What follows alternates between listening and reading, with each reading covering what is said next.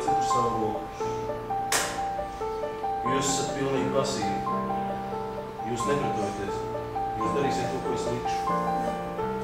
Jūs izstāstīsiet patieso stāstu. Visu patiesību, nekādu noklusējumu, nekādu melu. Visu patiešām.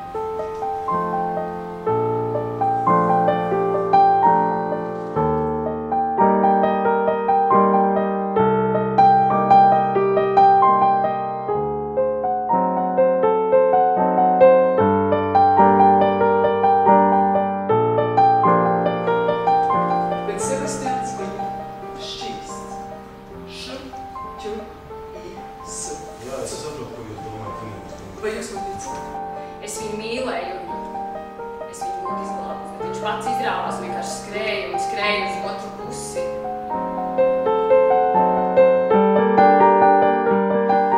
Kāpēc tu izdomāji to stāstu?